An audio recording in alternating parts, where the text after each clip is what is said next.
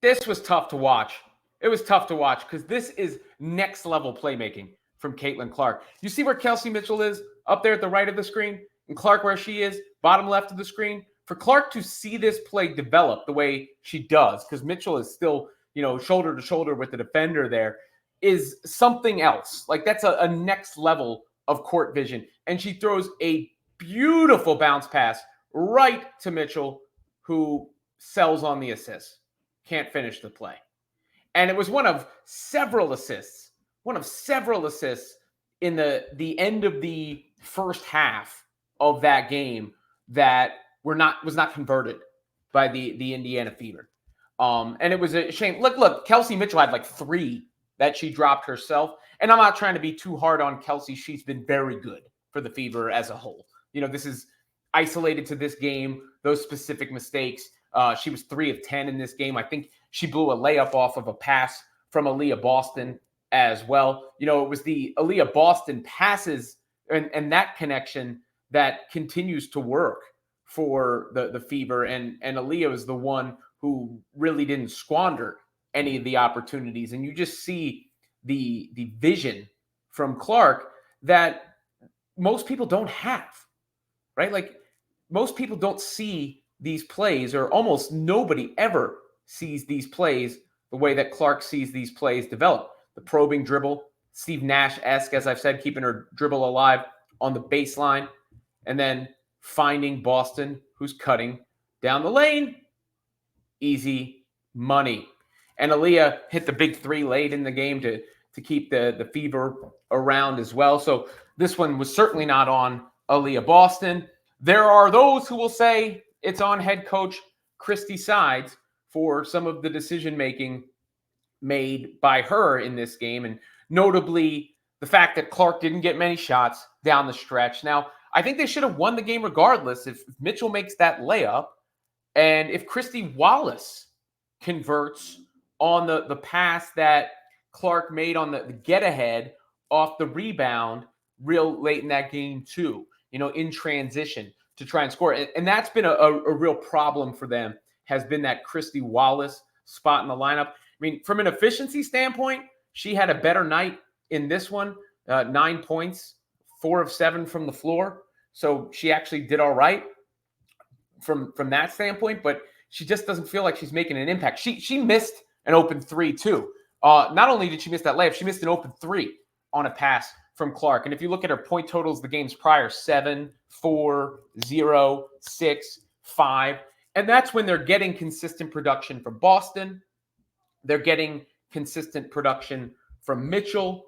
And they're getting consistent production from Melissa Smith generally, who really was on the receiving end of a dominant performance from Caitlin Clark in this one. From Angel Reese. I'm sorry. I slipped there. From Angel Reese in this one. A dominant performance from Angel Reese in this one. So Melissa Smith did not have the performance that she's been having of late. So you could question whether Side should have had Lou Samuelson in for Smith late, what she should do with that Wallace spot, whether that should be Hull, whether Taylor deserves a look. I've heard about her defensive prowess. Obviously, she's decorated on that end of the floor.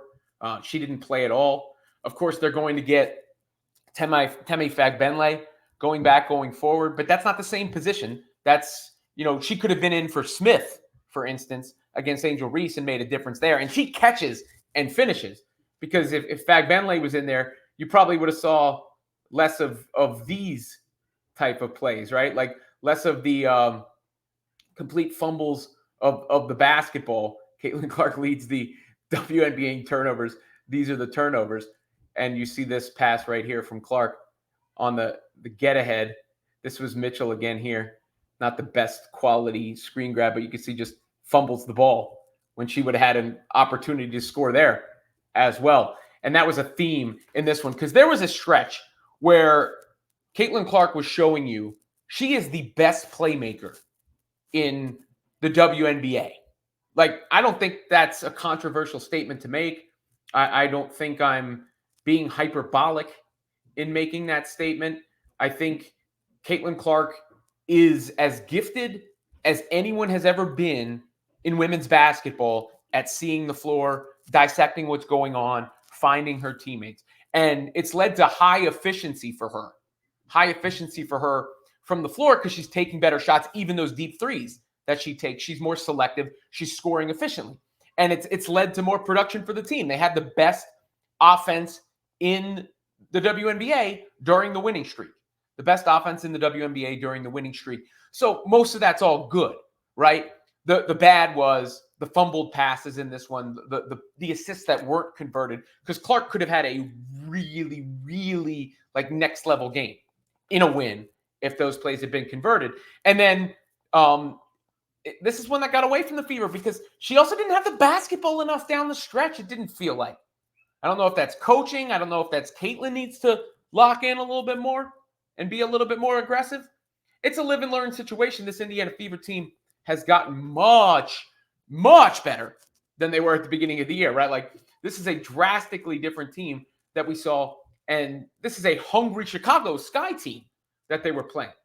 You know, this is a team in the Sky that didn't want to lose to the Fever 3 times on the season, which was where things were headed and looked like where things were going to wind up. But Angel Reese said no to that. I mean, and you got to give Angel Reese her credit. I mean, she described herself as a dog, you know, and you can't teach that.